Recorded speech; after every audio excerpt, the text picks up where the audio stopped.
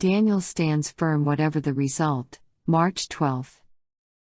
Then the king ordered Ashpenaz to bring in some of the Israelites from the royal family and the nobility, young men without any physical defect, handsome, showing aptitude for every kind of learning, well informed, quick to understand, and qualified to serve in the king's palace. NIV. The prophet Daniel was an illustrious character. He was a bright example of what men may become when united with the God of wisdom. A brief account of the life of this holy man of God is left on record for the encouragement of those who should afterward be called to endure trial and temptation. When the people of Israel, their king, nobles, and priests were carried into captivity, 4 of their number were selected to serve in the court of the king of Babylon.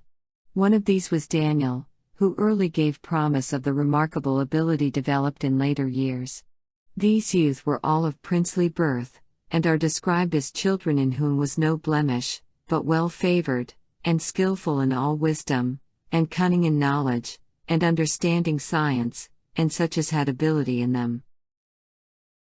Perceiving the superior talents of these youthful captives, King Nebuchadnezzar determined to prepare them to fill important positions in his kingdom. That they might be fully qualified for their life at court, according to Oriental custom, they were to be taught the language of the Chaldeans, and to be subjected for 3 years to a thorough course of physical and intellectual discipline.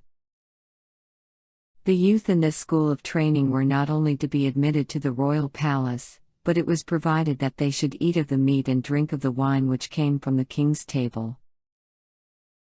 Among the viands placed before the king were swine's flesh and other meats which were declared unclean by the law of Moses, and which the Hebrews had been expressly forbidden to eat.